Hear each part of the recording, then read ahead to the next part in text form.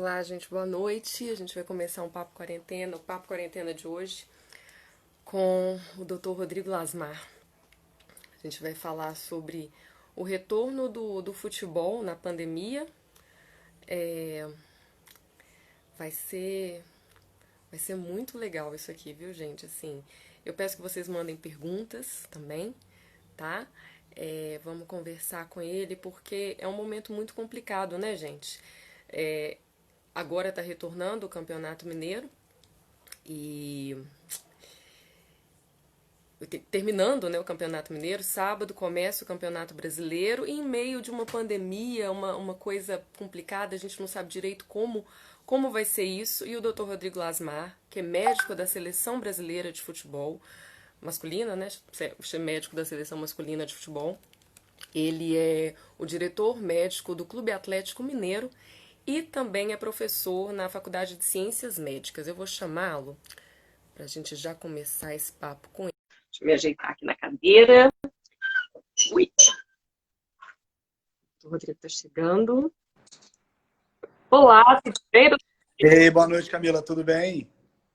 Tudo jóia. Primeiro eu quero agradecer que o senhor aceitou esse convite, eu estou muito feliz. Eu quero agradecer também já logo de cara, e eu acho que já deu uma travada, gente. Não, voltou.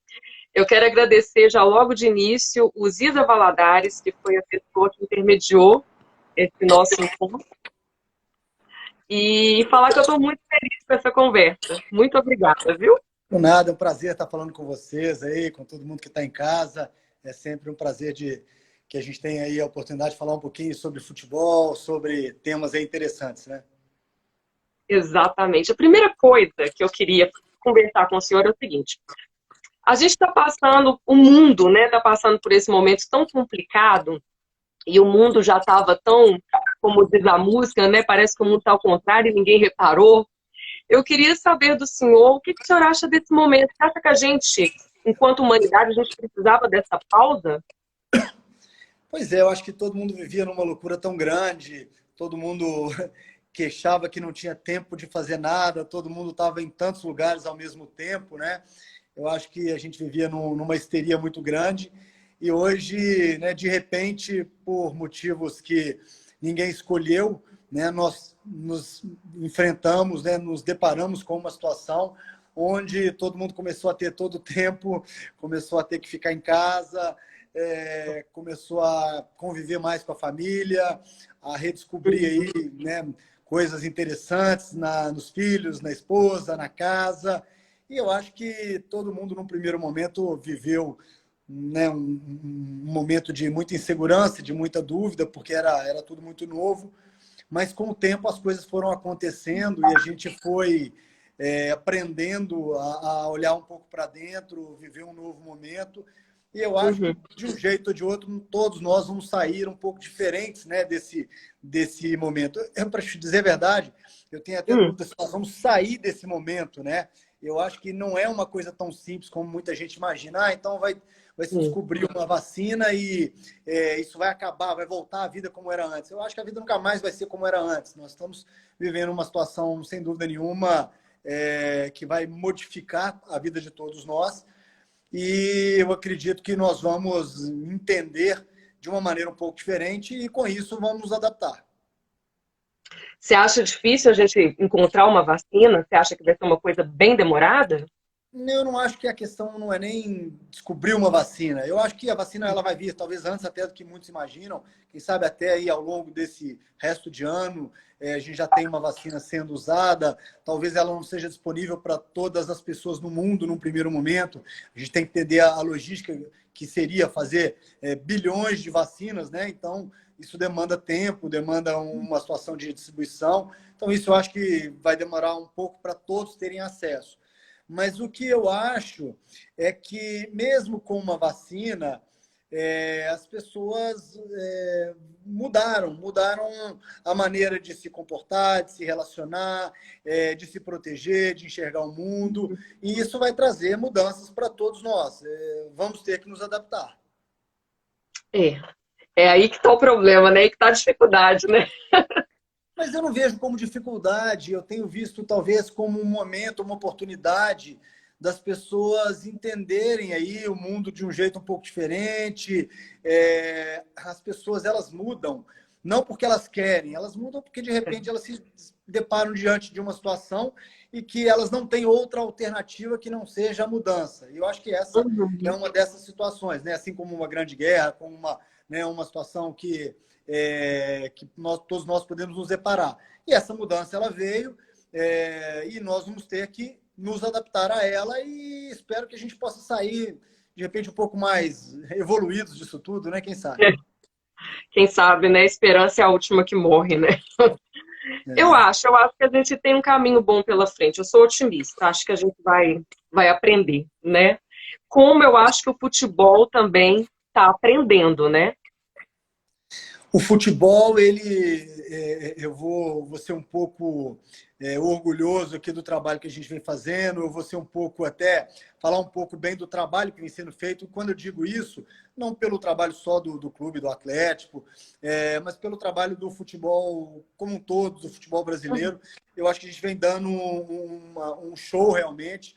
Nós estamos testando toda semana um número enorme de pessoas. Nós estamos criando um banco de dados que está sendo exemplo com relação ao estudo epidemiológico para o Brasil como um todo, porque nenhum outro setor testa tanto as pessoas como nós estamos fazendo. Então, isso cria uma maneira de se entender melhor a doença, de se acompanhar melhor tudo isso, de se aprender com essa evolução. E isso pode ser levado para as outras atividades econômicas, para as outras situações da vida, como aprendizado, como situações que foram feitas, o que deu certo, o que porventura não deu certo. Então, eu estava até agora numa reunião que a gente estava fazendo com os médicos de todos os clubes do Brasil, porque o Campeonato Brasileiro começa domingo. Então, agora de 8 às 9 nós tínhamos uma reunião, até cheguei um pouquinho atrasado, eu tive que sair no finalzinho da discussão que a gente estava tendo, que era exatamente para traçar o que está sendo feito pelo futebol. É muito bonito ver a experiência de todos os clubes, no Brasil, a experiência que tem sido feita. Então, os clubes hoje em dia têm 500, 600, 1.000 experiências de testagens aí nesses últimos 2, 3 meses. E a gente vê isso com bons olhos, a experiência tem sido muito positiva. Agora, eu posso falar do que nós estamos vivenciando no Atlético. Nós já estamos agora, nós entramos no momento de fazer testes 2 vezes por semana, porque a gente faz antes de todos os Nossa. jogos. Então, a gente fez teste ontem, segunda-feira, para o jogo de quarta. Na quinta, a gente já faz teste para o jogo de domingo. Então, nós criamos um ambiente extremamente seguro, um ambiente onde nós temos uma tranquilidade de colocar os jogadores para treinar, para jogar. Isso nos dá uma confiança. Tivemos, em todo esse período, apenas um jogador, um atleta profissional no Atlético que testou positivo.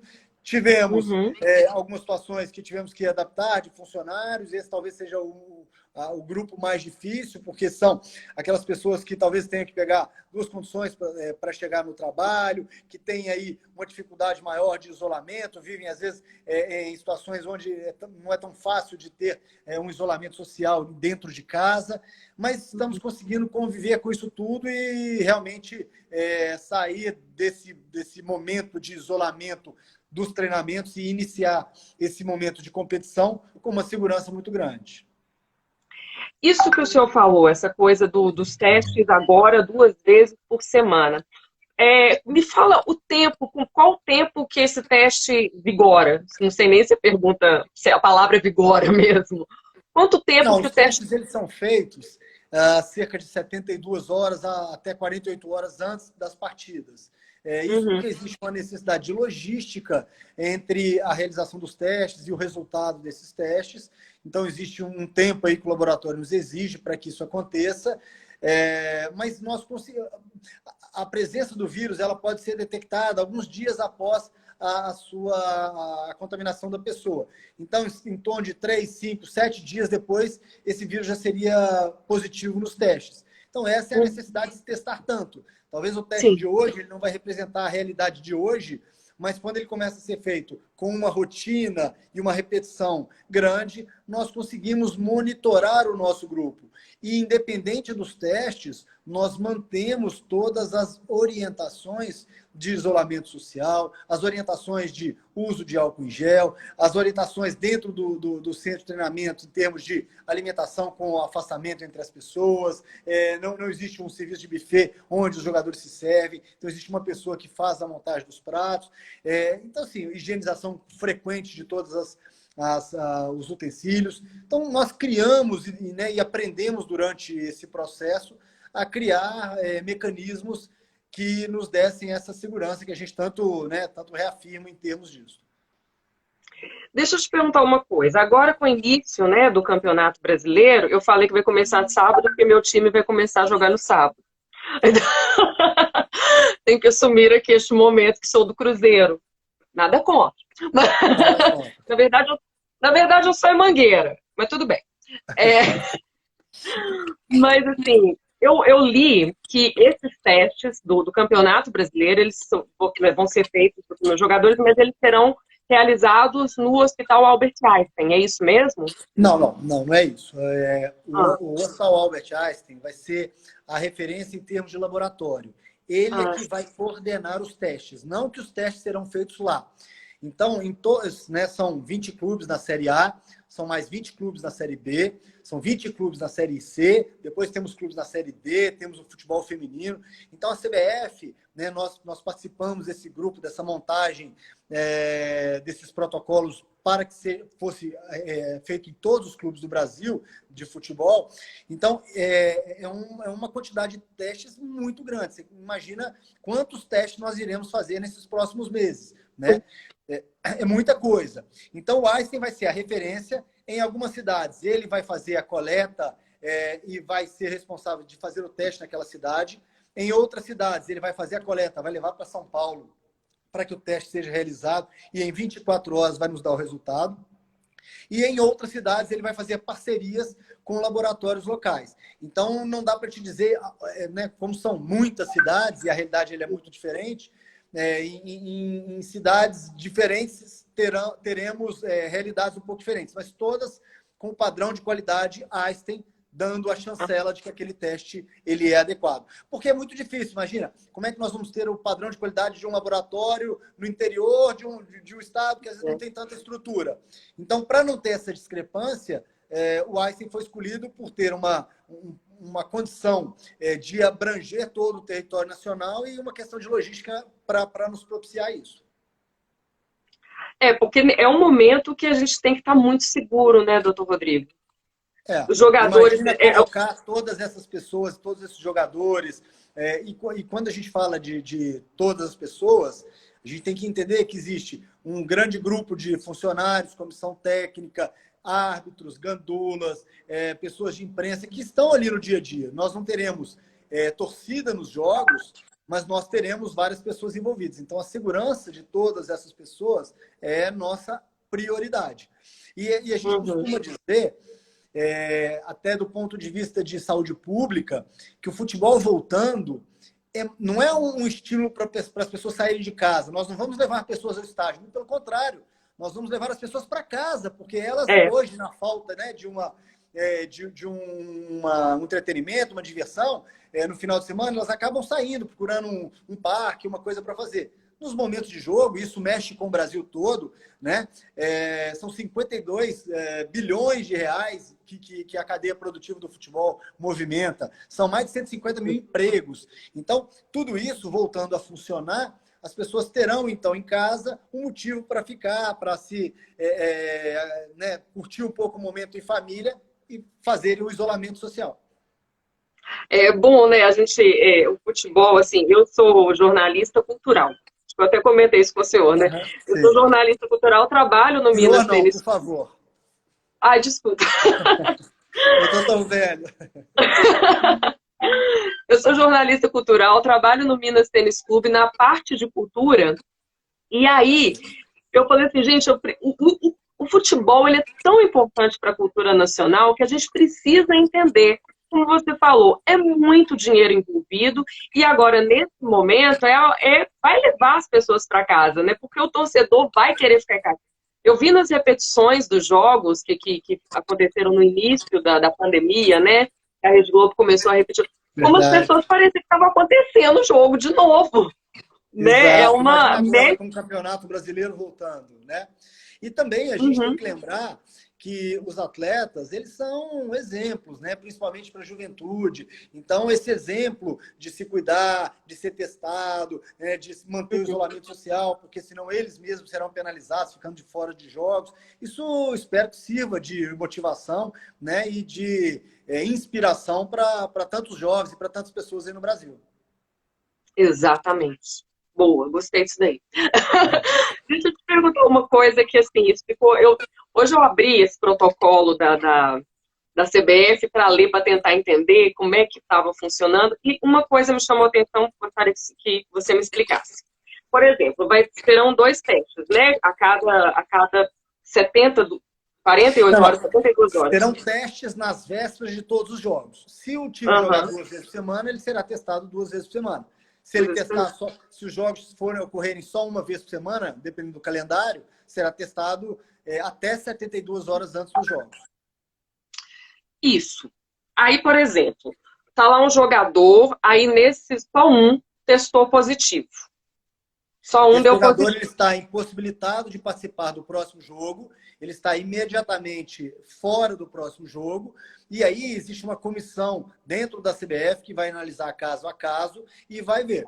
Se esse jogador não tiver nenhum sintoma, tá? E nós teremos critérios, questionários que serão feitos diariamente, se esse jogador permanecer por 10 dias sem nenhum sintoma, depois desse prazo, ele está liberado para voltar a jogar. Se ele tiver sintomas nesse período, tem que se aguardar o final dos sintomas. Depois desses sintomas, se aguarda mais 3 dias para que ele possa voltar a jogar. Então, será no mínimo aí, em torno de 14 dias para que para que ele tenha condições de voltar a jogar. Nesse período, ele fica afastado. A não ser que ele já tenha tido a doença previamente, e isso seja mostrado nos exames, por exemplo. Existe um exame de sangue que a gente avalia a presença de anticorpos contra o Covid, ou seja, o teste que para a gente é interessante é o IgG.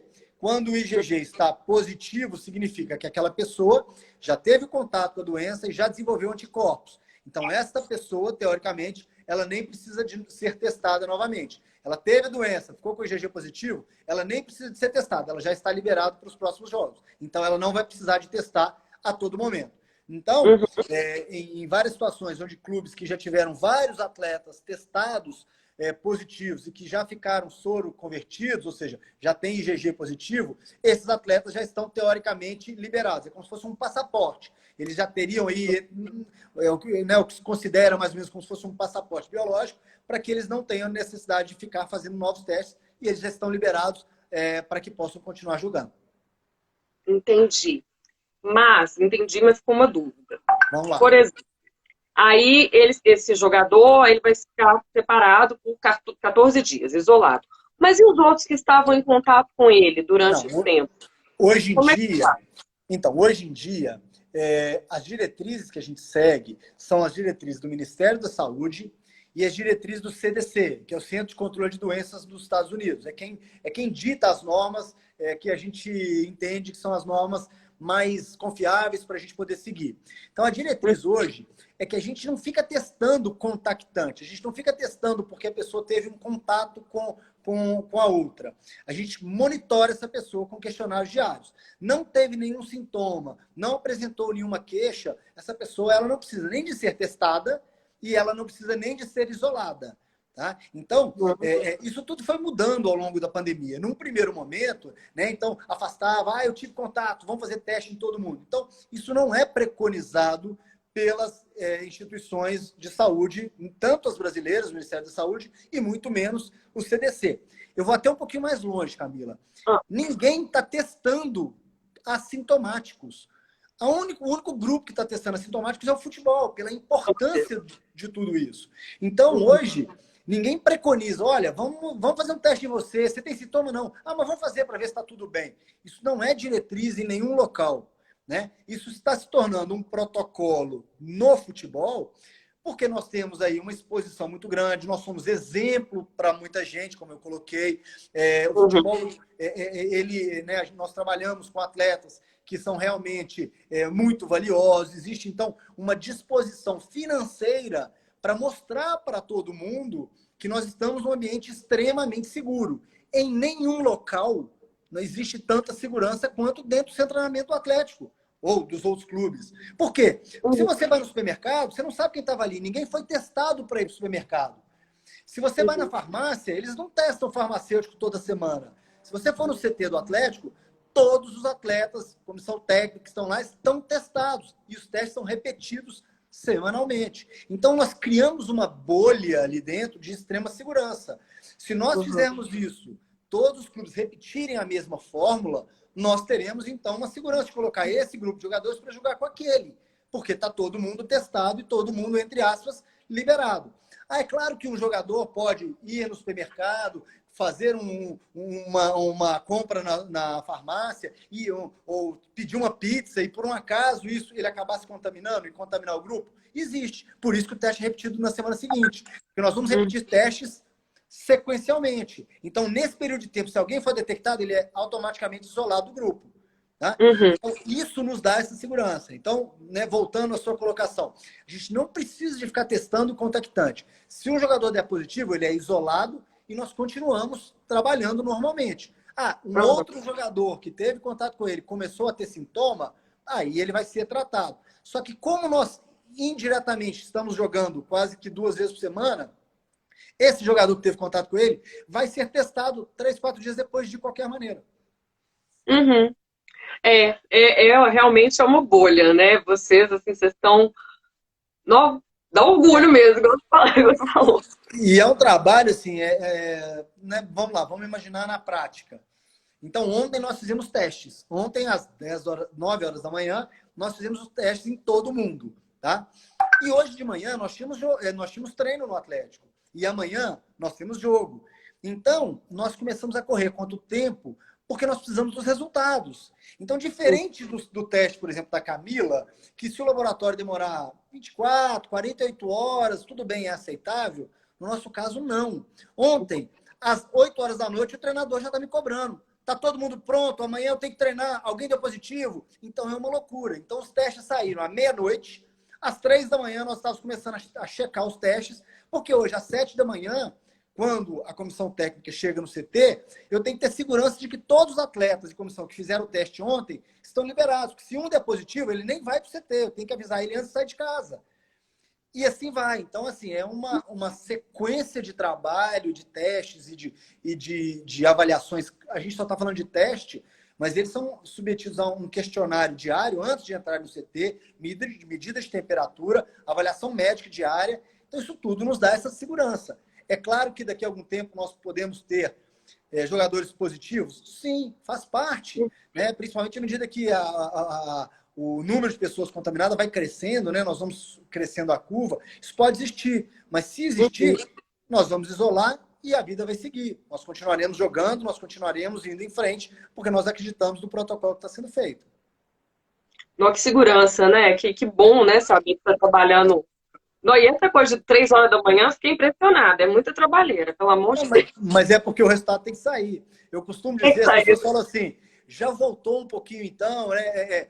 O trabalho ainda está mais devagar, como é que está? Eu costumo dizer o contrário, que nós nunca trabalhamos tanto quanto nós estamos trabalhando agora. A parte médica, ela tem que se desdobrar, porque, como eu te disse, isso eu estou falando dos exames, mas eu tenho que tratar jogador, a gente tem que recuperar o jogador machuca, tem que ser operado, né? Só nessa volta de treinamento, nós já tivemos um jogador que teve uma lesão séria, que foi o Jair, depois outro jogador que teve uma lesão ainda mais séria, que foi o Tardelli, os dois foram operados. Então, no meio disso tudo, ainda tem o trabalho que já existia anteriormente, né? Então, essa engrenagem ela tem que funcionar muito bem e, graças a Deus, o trabalho está sendo muito legal.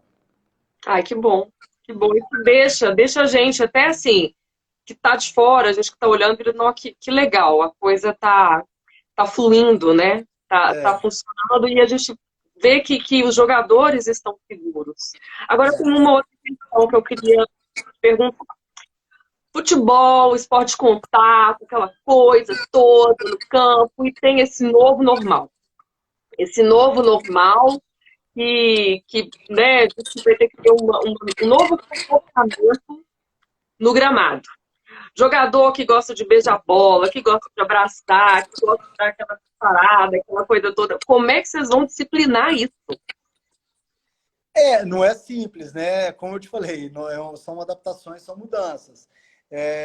Algumas coisas estão proibidas, como beijar a bola, esse tipo de coisa, eles são orientados a não fazer. Mas às vezes é difícil, né? Porque o jogador está acostumado a abraçar na comemoração, querendo ou não, naquele momento ali, né? É uma adrenalina muito grande, apesar do campo estar vazio, não deixa de ter uma grande, né, uma grande descarga de emoção ali.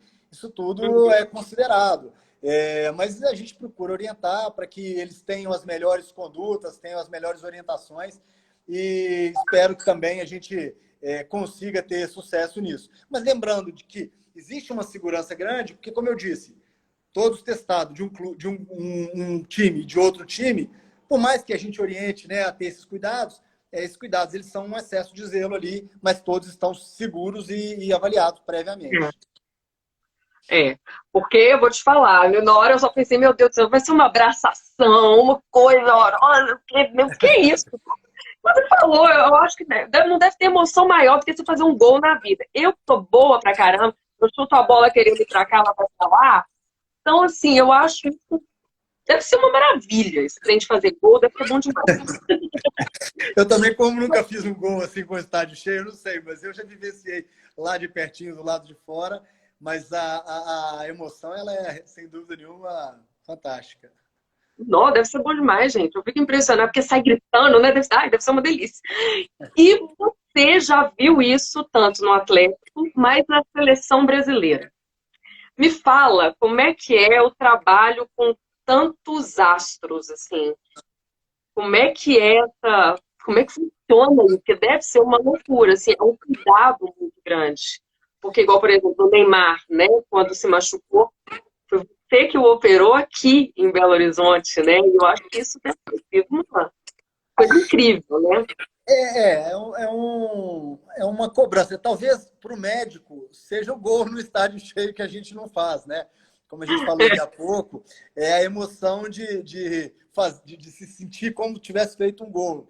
Não na hora da cirurgia, claro que não, mas na hora de ver o jogador de volta aos campos e fazendo o que ele mais sabe, o que ele mais gosta, e você sendo reconhecido por ele, principalmente, agradecido, sabendo que você colaborou e ajudou naquela recuperação. É muito gratificante.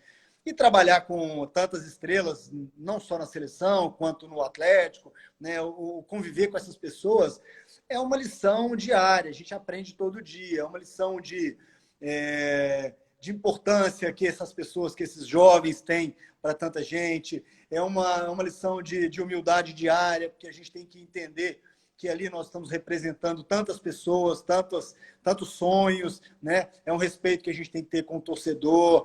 Então, eu acho que é um aprendizado constante trabalhando com uma coisa que você realmente gosta. Então, isso te dá uma sensação de bem-estar, de satisfação, que eu acredito que quando a gente faz o que gosta, né, a vida ela tem um outro sentido. Eu costumo dizer que a vida é um grande jogo. A gente tem que jogar com muito afinco, com muita disposição, com muita entrega. Porque o resultado final, a gente não sabe. O que vale é a trajetória, todo o processo, que é o jogo que nós estamos jogando.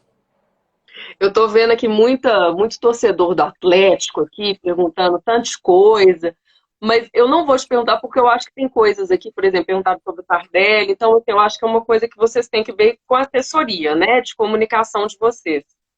Mas, Mas, assim, não tem problema. Acho que a pergunta, né? A torcida está sempre perguntando. Hoje mesmo, nós fizemos uma passagem ao vivo lá na TV Galo e falando sobre um panorama do departamento médico. Então, dá para dar uma palhinha aqui e dizer o seguinte: Tardelli vem evoluindo muito bem. Ontem foi o primeiro dia que ele voltou ao CT para começar a fisioterapia depois da cirurgia. Ele vinha fazendo um trabalho de recuperação fisioterápica, mas em casa, os nossos fisioterapeutas estavam acompanhando nele a sua recuperação num trabalho domiciliar. Ontem ele começou o trabalho no CT para que pudéssemos dar uma acelerada em todo esse processo. A sua recuperação vem sendo muito boa, muito satisfatória, mas é uma recuperação longa, a gente não vai ficar falando em prazo, não estamos preocupados com esses próximas semanas, próximos meses, porque sabemos que vai ser um tempo mais longo. O importante é que ele se recupere bem. Muita pergunta, eu vi também muita pergunta sobre o Blanco. O Blanco numa fase bem final de recuperação.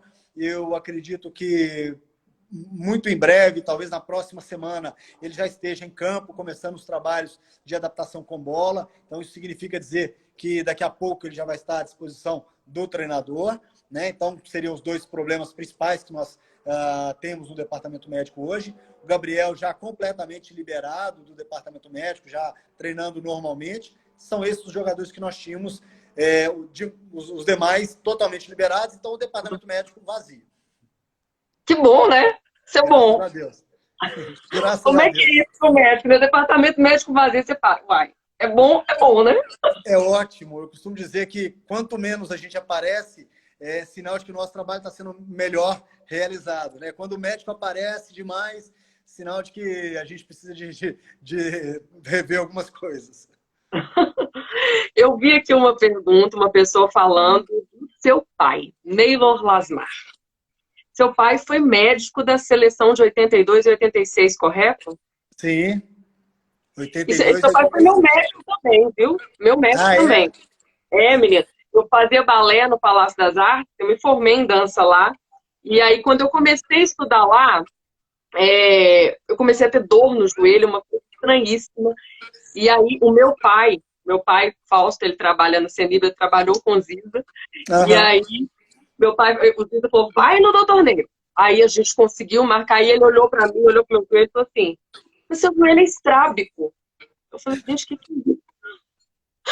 E foi assim, impressionante como é que olhou e já deu o diagnóstico, vai fazer fisioterapia, resolveu.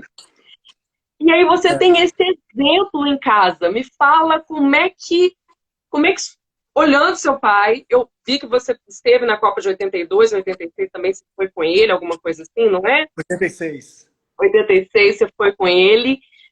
Como é que é ver o seu pai ali e agora você tá seguindo? Não, primeiro é motivo de muito orgulho, né? É minha referência, minha inspiração na medicina esportiva, né? Tudo que eu aprendi começou ali. E a gente tem, né, uma sinergia muito grande. Meu pai, graças a Deus, está muito bem de saúde, está ótimo, está no consultório, firme, e está um pouco mais isolado do que eu nessa pandemia, né? Até por questões assim, de cuidados. Mas antes estava no consultório normalmente, e agora sim que a gente voltar desse processo, ele volta para o consultório, também da mesma maneira, está na faculdade. E é uma oportunidade, é uma bênção, é muito bom, né, poder ter uma referência tão grande, tão importante dentro de casa, né? É um livro que a gente consulta, é um livro vivo que a gente consulta, né, o médico consulta a cada aperto, né? Aquela história de, nossa, aí, o que eu vou fazer? Peraí, deixa eu consultar o livro. Eu consulto o livro, mas eu consulto um pouquinho a história dele. O livro pai, né? Tanto conhecimento, tanta coisa, né? Mas eu sou abençoado de ter essa oportunidade, ter essa escola dentro de casa. E o seu pai cuidou do joelho do Zico? Cuidou do joelho do Zico, operou o Zico algumas vezes, inclusive nas duas últimas eu tive a oportunidade de participar. Uma eu ainda era estudante de medicina, na outra eu já estava formado. O Zico veio aqui para fazer uma correção no joelho, nós já operamos os dois joelhos dele. E marcou muito, né, essa história do Zico, marcou muito a história, a vida, né, da parte ortopédica, médica do meu pai. O Zico foi um grande divisor de águas, assim como eu acho que, né, a história do Neymar também, querendo ou não, as pessoas associam muito à minha pessoa. Isso na verdade, isso não é o mais importante, mas talvez seja o que as pessoas conseguem ver, né? Porque existe um trabalho que não é tão visível em categoria de base, jogadores talvez que não tenham tanta visibilidade, em atletas amadores, mas quando você tem uma cirurgia de um jogador tão famoso quanto esse, ou quanto qualquer um desses, né? Eu citei dois, mas o próprio Tardelli, é uma responsabilidade gigantesca operar o Tardelli, imagina, o próprio Jair que eu falei, e tantos outros que eu operei, ou que ele operou. Na hora da cirurgia, é claro que está ali o Zico, é claro que está ali o Neymar, mas está ali uma pessoa, está ali um atleta, está ali uma pessoa que tem seus sonhos, que tem, né, a sua vida profissional, e ele coloca aquilo nas suas mãos. Então a gente tem que ter muita tranquilidade, muita humildade, rezar antes, ter uma espiritualidade grande, acreditar, né, que existe alguma coisa que nos orienta, que nos guia, cada um tem a sua fé, mas de qualquer forma a fé, de toda forma, ela ajuda muito nessa hora, ela é que te dá aquela tranquilidade, porque você vai estar ali desempenhando tudo que você foi preparado para fazer, e aquele momento não pode ser um momento de estresse. Tem que ser um momento de calma, um momento de tranquilidade. Quando você se prepara tanto para aquela situação, isso vem de uma maneira bem natural. Você está ali fazendo o que você sabe fazer. Pois é, menino. E a torcida? Porque eu acho que a torcida deve ficar. Vai, arruma o jogador, me arruma ele, pelo amor de Deus. Como é que fica isso? Isso aí faz parte, né, do nosso dia a dia. Esse contato com a torcida, não tem como você trabalhar com o futebol e não estar, né, sujeito a tudo isso. Eu acho que a torcida é a alma, é o motivo do futebol existir. Então a gente tem que cuidar muito, ter muito carinho, ter muita paciência, entender o lado do torcedor. Eu já fui torcedor, eu sei como é que é. Quando você começa a trabalhar profissionalmente no clube, não que você deixe de ser torcedor, você continua apaixonado pelo clube, mas você não pode basear as suas decisões, né, em emoção, em uma questão clubística. Você tem ali uma responsabilidade técnica muito grande. E com o tempo você aprende a lidar com isso. No início é um momento talvez um pouco mais difícil, mas com o tempo você vai amadurecendo. Deixa eu te perguntar uma coisa. Você sempre quis ser médico, médico ortopedista? Como é que veio isso? Você falou de 82, então vamos lá. Na verdade foi 86. Meu pai era médico da 86. seleção e 86. Eu tinha 14 anos e eu desde novo, eu costumo dizer que o meu programa nos finais de semana, com meu pai viajava muito, ficava muito fora. O meu programa era ir com ele para o CT do Galo. Ele ficava lá trabalhando, eu ficava lá no departamento médico. Eu lembro do Reinaldo fazendo exercício de fortalecimento. Naquela época nem tinha fisioterapia, né? Existia forno de bia, era calor, gelo, era basicamente isso. Não existia fisioterapeuta, era massagista só que tinha no clube.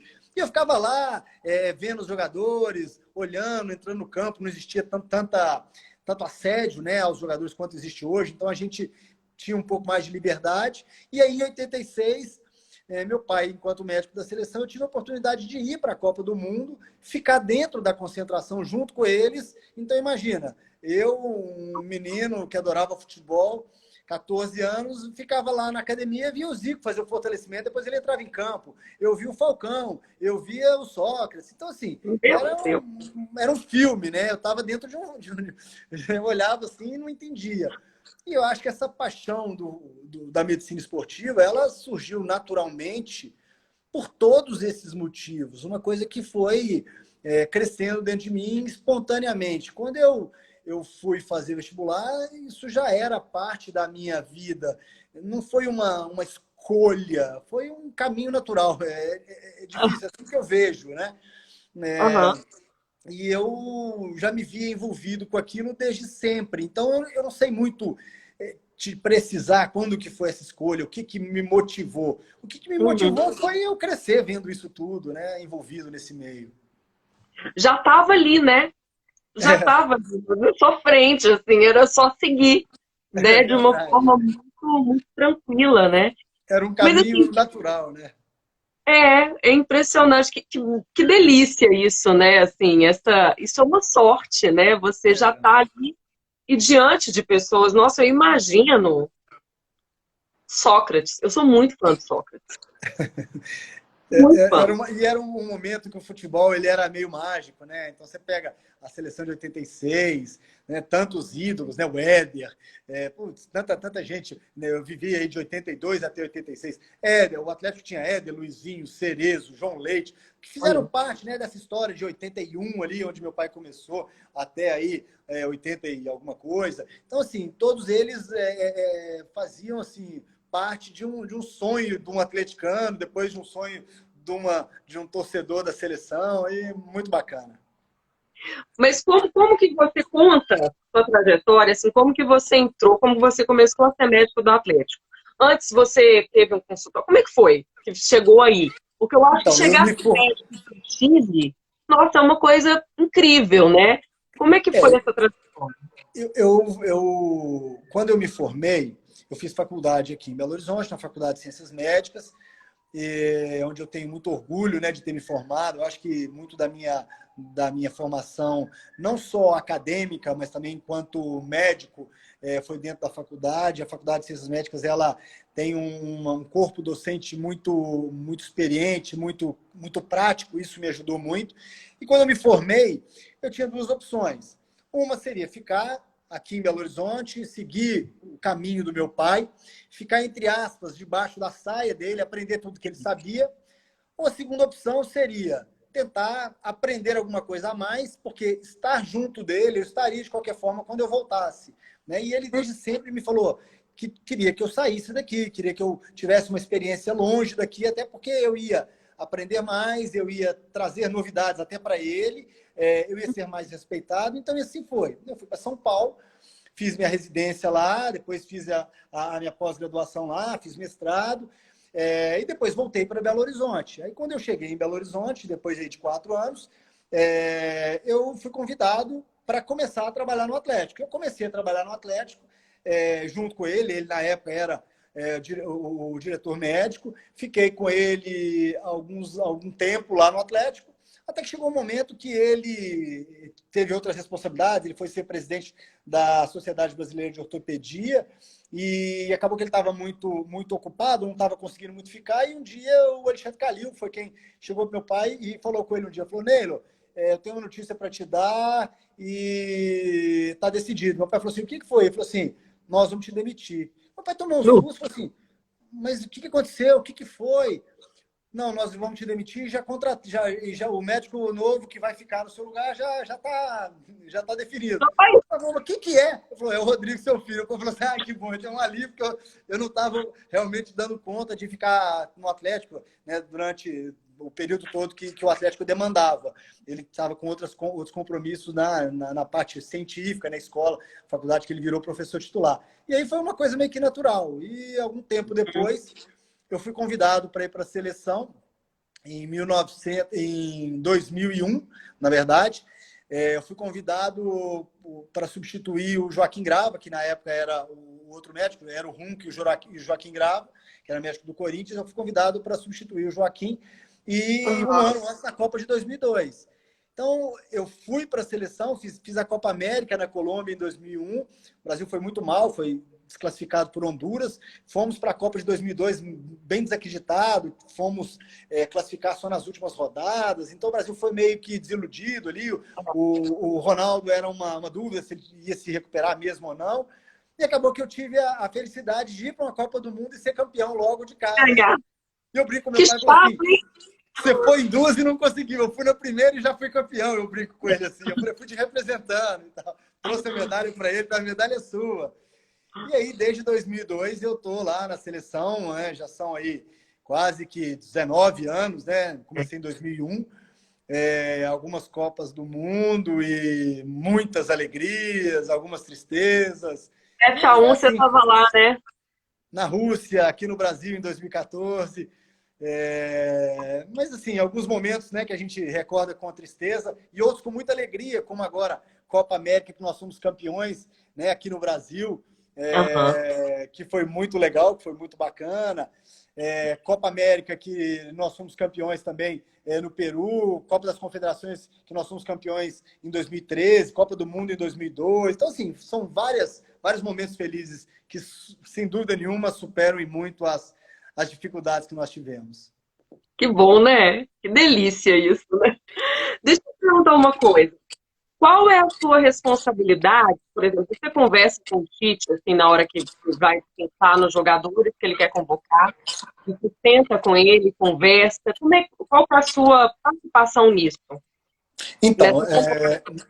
nós temos um acompanhamento é, frequente de todos os jogadores que estão numa possível lista de convocação. Né? Então, por exemplo, nós não temos jogo agora, nós não temos jogo no mês que vem, mas eu falo na Europa, eu falo nos clubes praticamente toda semana. Então, a gente identifica que um jogador se lesionou, eu vou atrás da informação, entro em contato com o jogador, com o diretor médico, com o responsável médico do clube, solicito os exames que foram feitos, trocamos informações sobre a condição daquele atleta, eu faço todo um apanhado, levanto toda aquela história médica, entro em contato com a comissão técnica e passo a informação daqueles jogadores. Então, mesmo que nós não tenhamos jogo, nós monitoramos todos aqueles jogadores de um possível grupo de potenciais convocáveis. Né? Uhum. Então, hoje, se você ligar para o Tite e falar, Tite, como é que está a situação do jogador tal que está jogando em Madrid? Se ele tiver machucado, ele sabe, olha, o jogador teve uma lesão, a expectativa é que ele fique 2 ou 3 semanas fora, nós estamos acompanhando e tal, aí eu, Rodrigo, estou vendo. Então, ele tem essa informação. Porque quando chegar o momento de uma convocação, ele acompanhou isso. E a seleção hoje tem um departamento de informações muito, muito apurado, que ele consegue monitorar o que foi feito nos treinos, o que foi feito em relação à carga de trabalho de cada jogador, e ele pode convocar aquele, não só que está jogando, mas que já vem numa condição física, numa adaptação dentro do estilo de jogo que para ele interessa. O trabalho não para, né, menino? É contínuo, né? Não pode Gente, parar, né? porque assim, né, na minha cabeça aqui, dessa pessoa que entende muito de futebol, era uma coisa assim, um mês antes vai ter, sei lá, a Copa, sei lá, e 3 meses antes você começa a avaliar. Não, é um processo de Não, de forma alguma. contínuo, né? É um processo contínuo, ele não pode ser só nesse momento de convocação, porque a gente tem que ter esse histórico. E na maioria dos casos, o próprio atleta, ele nos liga, ele entra em contato, ele tem dúvida. Doutor, aqui eu tive uma lesão, você pode dar uma olhada no meu exame? Você pode me ajudar? O que você me recomenda? Muitos vêm para o Brasil para a gente poder avaliar. Já houve situações, a gente sai daqui e avaliar jogadores fora. Então, assim, não é uma coisa distante como as pessoas imaginam.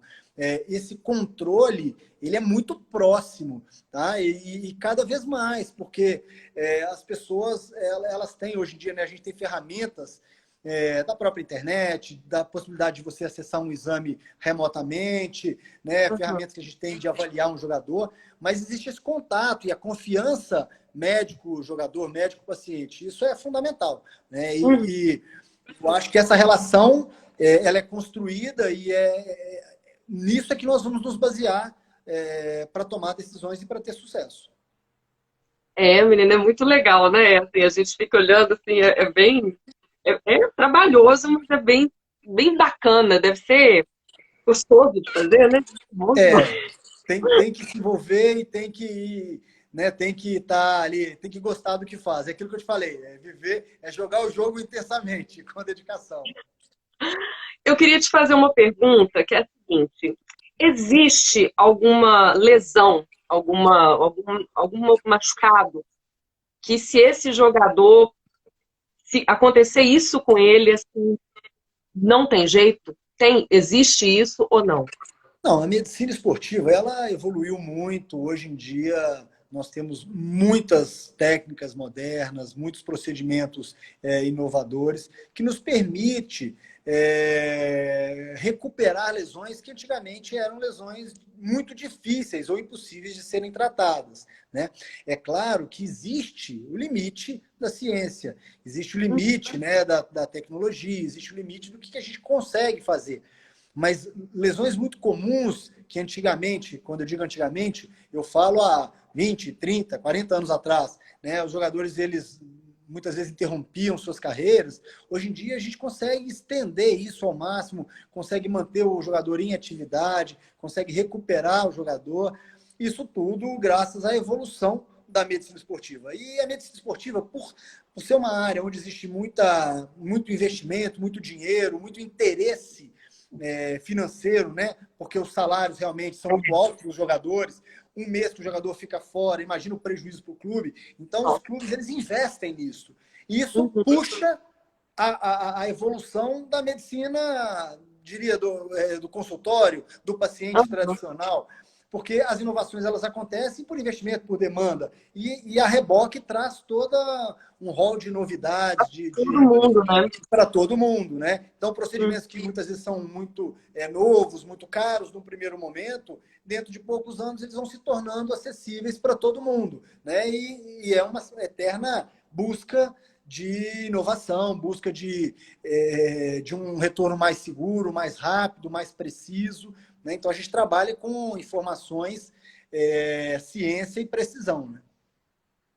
Gente, é impressionante, né? Porque, igual você falou, o investimento no atleta é uma coisa muito grande, não só o salário, o tempo, por exemplo, o tempo que demanda, né? Por exemplo, eu acredito igual agora, chega o atleta lá no Atlético, ó, claro que você já viu os exames dele, já sabe como é que tá, mas aí ele chega e você tem que avaliá-lo de novo. Tá aí ainda, tá? Né? E você tem que avaliá-lo ali novamente. Será que já aconteceu alguma surpresa? Você tá com os exames antes, aí, beleza, pode contratar, esse cara tá maravilhoso, tá tudo lindo. E na hora que ele chegou, deu um vizio, assim? Não, porque quando a gente vai contratar um jogador, nós fazemos uma avaliação bem minuciosa, nós colhemos uma história pregressa, a gente entra em contato com o clube, com o médico, que era o médico dele.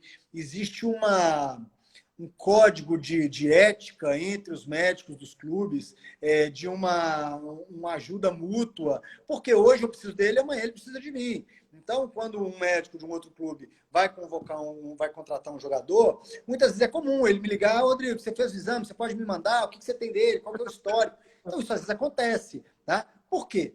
Porque amanhã serei eu ligando para ele, porque vai vir um jogador do clube dele. Então, isso rola, né? Mas isso não é a única coisa. É claro que eu vou ter essas informações. Hoje em dia, existe uma ferramenta que nos auxilia muito. Então, a gente tem alguns programas na internet que, se eu jogar o nome do jogador, eu consigo levantar nas últimas temporadas quantos jogos ele jogou, quantos ele ficou de fora, quantos minutos ele jogou. Então, isso me facilita. Se o time do jogador teve 60 jogos no ano passado, ele só jogou 5, opa, o que aconteceu? Ele só jogou 5. O treinador não gostava de mim. Aí você começa a pesquisar. E hoje em dia a internet dá tudo. Não, o jogador teve uma lesão dia tal, voltou, teve outra lesão dia tal, ficou de fora de tal jogo por estar com um problema médico. Então, essas informações a gente cruza. Então, existe um setor de análise de desempenho no clube, no Atlético nós temos. Então, os analistas, quando o Atlético vai contratar um jogador e eu vou avaliá-lo, eu já tenho todas essas informações na mão. Então, eu não sou pego de surpresa. Eu sei que esse atleta teve 4 lesões no joelho, eu sei que ele foi operado, quanto tempo ele ficou parado, e eu sei que eu vou ter que examinar e destrinchar o joelho dele, né? Porque hoje em dia a gente tem essas informações. Mas é claro que a clínica sempre é soberana, né? Uma coisa é o exame de imagem, é frio, é uma coisa, né, sem vida. Outra coisa é examinar o jogador, entender, analisar as condições, o que existe. E a experiência vai nos dando essa condição de saber realmente o que é importante ser valorizado no exame, o que naquele exame é só um achado, que a gente chama de achado de exame, que não é uma coisa que tem que ser, que é relevante naquele momento, para que a decisão seja a melhor tomada. É muito legal esse trabalho, viu? É bem legal. Bem legal mesmo. Olha, faltam 6 minutos para a nossa live acabar. E aí, assim, eu acho que eu já vou começando a encerrar, porque aí a gente tem calma para isso. Eu quero de novo, mais uma vez, agradecer por você ter aceitado esse convite de uma jornalista cultural que nada entende de futebol, mas que entende que o futebol é muito importante para a nossa cultura. Eu sou católica e ao fim das lives eu sempre peço para os meus santinhos, Santa Clara, São Francisco e São Jorge, que abençoe e proteja o meu convidado. Então, Amém. eu peço a eles que protejam você, protejam o seu trabalho. Sou cruzeirense, mas que protejam o Atlético também e o Amém. seu trabalho lá. E você tem uma vida linda e plena, um trabalho aberto, um caminho aberto na sua vida. Viu? Muitíssimo obrigada. Camila, eu que agradeço. Foi um prazer conversar com você. A gente falou de coisas legais, um pouco da minha vida, um pouco do trabalho aí com essa pandemia do Covid, um pouco sobre futebol. E é muito legal, porque como a gente trabalha no que gosta, no que faz, qualquer, né, tempo que a gente tem para conversar sobre isso é bacana. Né? Eu acho que desmistifica também um pouquinho a ideia que as pessoas têm sobre como é trabalhar no futebol, como é que é o trabalho. Às vezes as pessoas entendem que o trabalho do médico é só ficar lá sentado ali no banco, entrar para jogar um gelinho ali na hora que o jogador machuca. E muito pelo contrário, é um trabalho de equipe, não é um trabalho só meu. Eu queria lembrar e agradecer todas as pessoas que trabalham junto comigo, os meus colegas médicos. Eu não vou nem citar nome, porque eu vou ser indelicado de acabar esquecendo. Só no Atlético eu tenho ali no profissional comigo Otaviano, Max Vinícius, Haroldo, eu tenho na base Rodrigo Vaz, Rodrigo Barreiros, Fabrício, assim, tanta gente, tantos fisioterapeutas, Guilherme Fialho, Bruno Leite, assim, mais um monte de fisioterapeuta na base, nutricionista, massagista, enfermeiro, psicólogo. Então, assim, né, além da comissão técnica, é tanta gente que trabalha e que faz o nosso trabalho dar certo, né, que no resultado não é mérito de A ou B, é um resultado conjunto, é uma satisfação conjunta. Né? Então, eu que queria agradecer e lembrar que não é o trabalho do Rodrigo que está sendo representado lá na seleção, o trabalho do Atlético, não. O trabalho que eu represento lá é o trabalho do Atlético, dos médicos, dos fisioterapeutas, é o trabalho da medicina esportiva brasileira, que é muito bacana ver os colegas que estão aí espalhados e a gente tem uma conversa grande. Quando a gente teve aquela situação do Neymar, eu cansei de falar isso, o Neymar sair da França para vir em Belo Horizonte operar, não Incrível. é, não é um orgulho para mim, é um orgulho de representar a medicina brasileira, a medicina esportiva brasileira, que é referência no mundo. E eu tive a oportunidade, por essa circunstância que a gente colocou, de estar ali, colocando a cara. Mas é um trabalho realmente de excelência que a gente faz no Brasil inteiro. Isso é muito legal. Nossa, é muito legal mesmo. E eu me sinto orgulhosa de Obrigado você, de pelo saber que você convite. está na cidade, que você é de Belo Horizonte. Isso me deixa muito orgulhosa mesmo. Que bacana. Muito obrigado pelo convite. Estou à disposição. É sempre legal bater um papo com vocês. E estou às ordens. Qualquer outra pergunta, se alguém depois quiser te mandar para mim, eu estou à Uhum. disposição para ajudar a resolver aí dúvidas que as pessoas tenham sobre como é ser médico de futebol. Ah, que ótimo. Muito obrigada, viu? De Um nada. beijo, uma ótima semana. Obrigado Eu não para vou você falar do também. jogo amanhã, porque eu sou cruzeirense, eu vou ficar quieta. Mas eu tenho muitos amigos cruzeirenses e essa rivalidade ela é sadia. É saudável, né? Quando ela é nesse nível, ela é muito bacana. Né? É verdade. Ó, toda saúde, todo sucesso. Muito obrigada. Um beijo e uma ótima semana. Obrigado, Camila. Obrigado a todo mundo que ficou aí até agora conversando com a gente.